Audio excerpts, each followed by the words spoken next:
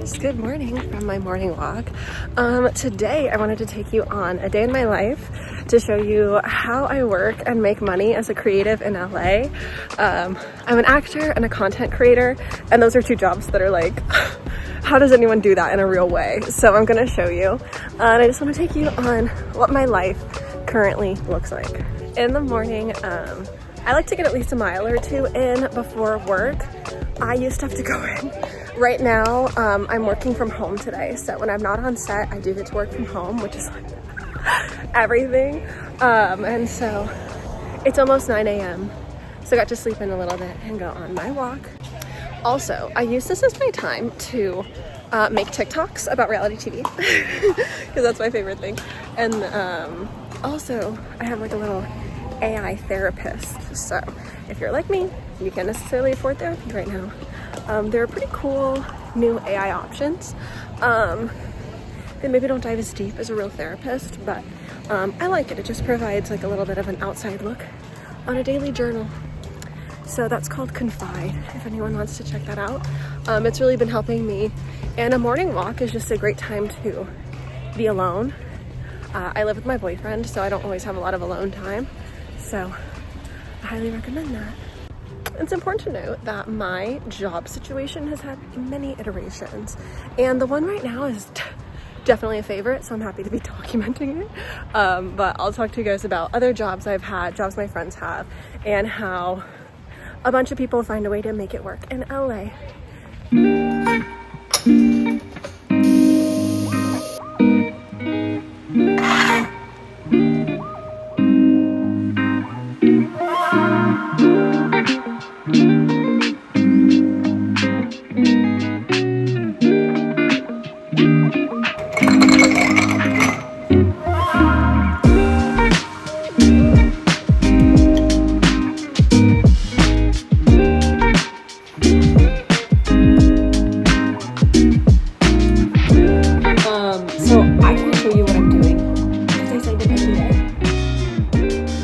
No, but as a lot of you know, when you work freelance, so I'm doing content creation for some branded partners, and I know a lot of people are used to that in the sense that like when you do branded work, you like are using your own channel, but I'm freelance, so I'm working for the brand to create brand original content, and I've done that a lot of times before. So I just am currently working with a company and a client, and I love this job. Everyone is so nice.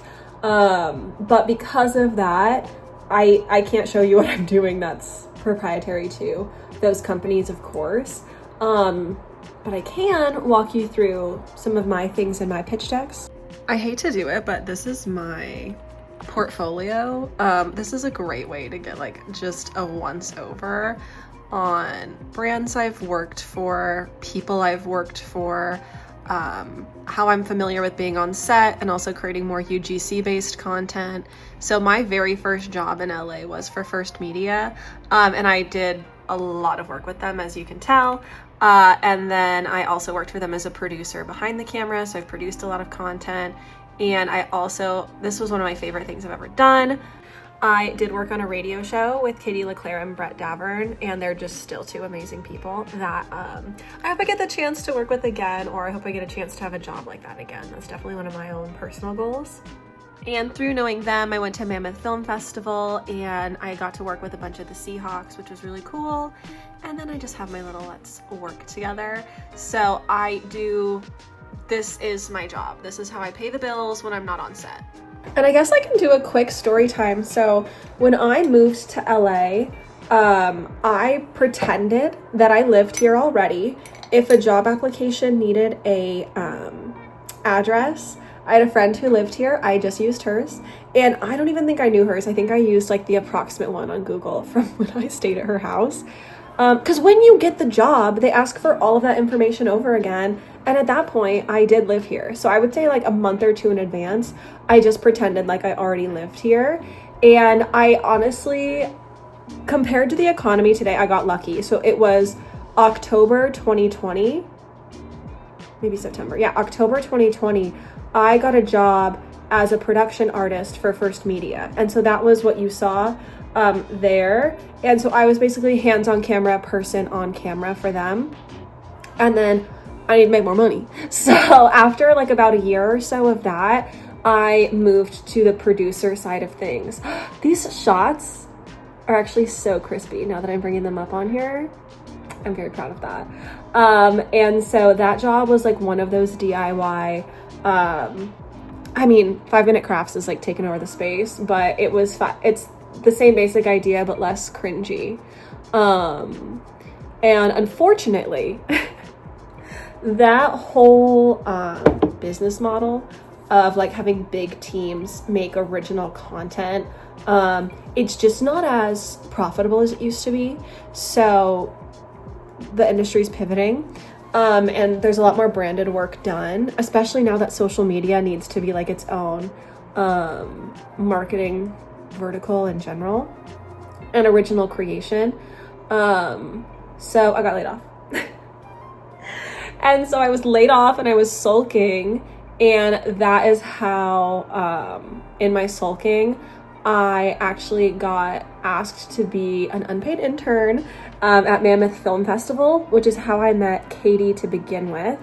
And I was a fully functioning adult, so she loved me. And then they were also looking for an intern for their show. So I started as an intern with them, but obviously with my experience, I became a associate producer and their sweetheart. So I was also a co-host for a bit. They're the main hosts, obviously, but I was a co-host with them. I was on mic every day, 5 days a week, 8 a.m. Well, I get there at 8 and then the show was 9 to 10 every single day. So that was great. I did that for just over 6 months.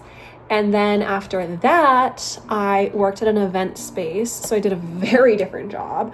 Event space, more live events, all those things, which was fun because I'm a really sociable person, but I was looking for a job back in digital media. And eventually I started working at TikTok Shop, which is a whole separate thing. If you guys want to know about that, let me know. But I was a host and a manager for TikTok Shop. I'm still very much close with that whole team, and I'm still able to work there whenever my schedule allows. So it's just exhausting hosting on TikTok Live, as I'm sure you can imagine.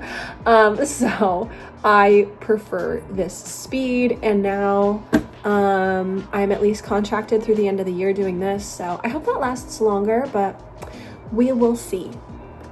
So if you know me, or if you've worked with me, you would know that I think in pitch decks. So when I started my YouTube channel, and kind of the way I plan it sometimes is in a pitch deck. Okay, I'm just gonna do this, I don't know, in case anyone gets inspired, but I have a concept deck of slides, and so I want to show it to you guys in case it inspires anyone, or I can just show you how I personally concept for short films and different creative endeavors. And even though there's no data, you'll get an idea of how I concept for social media videos. So this is my like passive concept slides. I have a monologue series I want to do. This is Phantom Regret, which is that Weekend song. Those are the lyrics. So it's just certain monologues I'm inspired by and how I would shoot it. I haven't done any of these. Because yeah, and then these are scripts I've written with just easy ideas, so it's just a quick visual so I can put this somewhere and yeah, have that all out. Okay, so let's real talk on what jobs you can really have as an actor in LA. And there are a lot of options. There's personal preference, but when it comes down to it, you can either do a 9-to-5 or gig work, right? Those are the two main options. I know people who've done both, and a lot of the time, especially in creative fields, you will have a 9-to-5, that won't work out, you'll leave for some reason, you'll do gig work, you'll go back, right? So a lot of creative people in this industry have teetered back and forth. The pros to a 9-to-5 are consistency, a good paycheck, benefits, like paid time off, health insurance, all of those things. If you want to work freelance in LA, I guess I can talk about like serving jobs and things like that too, but if you want to work freelance in LA, there's a lot more responsibility on you. You have to be on top of paying your taxes, setting things aside for taxes. That sucks, but this freelance lifestyle could definitely be worth it for you. And it's much more flexible. So there are times where I will work this content job like 15, 20 hours a week. And then there's times where it's a lot closer to 40. So I have that flexibility. I like that. So for freelance, you get more flexibility, but you need to hold it down with your taxes. And of course, you don't get paid time off, so you need to plan that accordingly. And you don't have those additional benefits. If you can, my recommendation, my sweet spot is being, I think it's W-2, being a part-time employee, having that flexibility, but they do your taxes for you and you get sick days. If you can find a gig like that, I think those are really nice. If not, it is not the end of the world. There are still options for you and you'll be just fine. Another option is, and I guess this would fall into that kind of W-2 worker, like part-time work, serving, right? So your odd jobs, right? So this is not my only job. I'm also an after-school art teacher. So I do have a BFA and MFA, but I love teaching art. My friend has a nonprofit where she helps bring art education to schools. So I did that for a while. And then through friends, I met someone who owns another company. And so I'll teach kids after school, which is great. It's high hourly, but it's very low commitment because it's only like 2 hours a week per class that you book. So some people are working there a lot. Myself, I probably only have 2 classes a week, 4 hours a week. But hey, it's high hourly and it kind of helps fill out the whole portfolio. So at any given time right now, especially with the current economy, my rule is to have at least 2 jobs, right? At least 2 opportunities where if one fades away or if one doesn't work out, I can lean more into the other one and vice versa.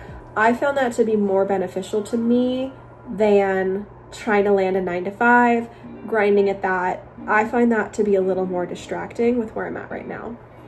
Yeah, those are your options. You can get an odd job. A lot of actors I've met really love substitute teaching. Obviously it's crazy because it's teaching, but you kind of get to decide what classes you take. So if you're like really open one week and they're calling you a lot, you can get a lot of classes. It's an extension of gig work, honestly, and it does pay well.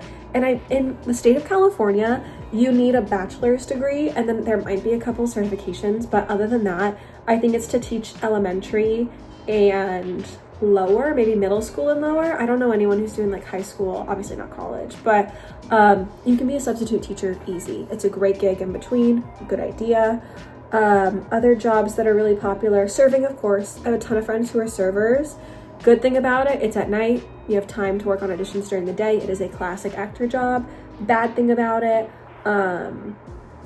the culture, and a lot of it, obviously your Friday, Saturday night are going to be taken. So you don't get to hang out with your friends as much, and that's when a lot of plays happen too. So you will have to take time off because a lot of rehearsals and plays happen in the evening if you're more of a theater person. What else can you do? I've had friends do a bunch of things. Work for random companies, HR, all that stuff. One of my friends is an agent, so she moved into that vertical mostly. Let me think. Oh, I mean, production in general is a big one, right? So some people get into like being PAs, all that stuff. I will say, as an actor, you may feel that you only have experience for acting, and that's just not true. So don't let that hold you back. If you're an actor, not always, but you can, a lot of people direct. They'll direct plays, they'll work at different theaters. A lot of people love doing box office for different theaters. But just don't forget that, like, if you have an acting education and that's something that you feel is holding you back from a job, really try to spin that into being a creative professional. If you have on-set experience, PA jobs are harder to come by right now, but you can do that, absolutely. Get those hard skills in production, and you are very much in a really cool place. Okay, guys, it's time to lock in. Should I do my murder podcast, which I love, or Summer Bops and Bangers? You're right, murder podcast. Just because there seems...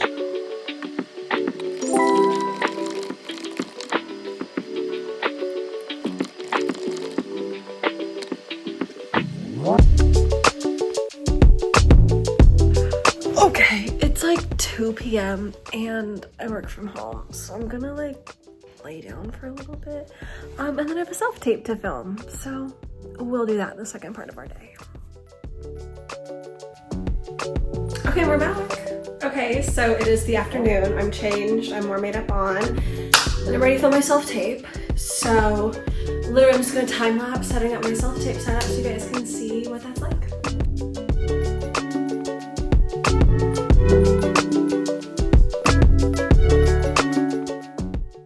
If you're starting out, I think you need at least 2 lights and a backdrop. You can use a white wall. I've gotten auditions using my white wall before when I'm lazy, but alas, let me move this over.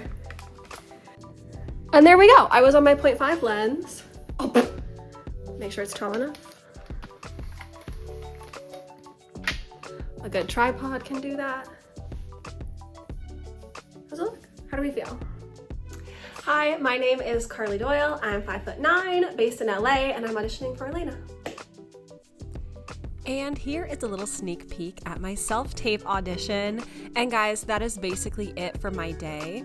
If I don't have rehearsal at night, I cook dinner and I watch Love Island and I head to bed. If you have any other questions for me about what it's like living in LA, actor or content creator, tips and tricks, just let me know. I'd be happy to share. And guys, you gotta follow me right now to keep up with my fun summer plans. Next week, we are taking a walk on the beach and heading to the world famous Santa Monica Farmers Market.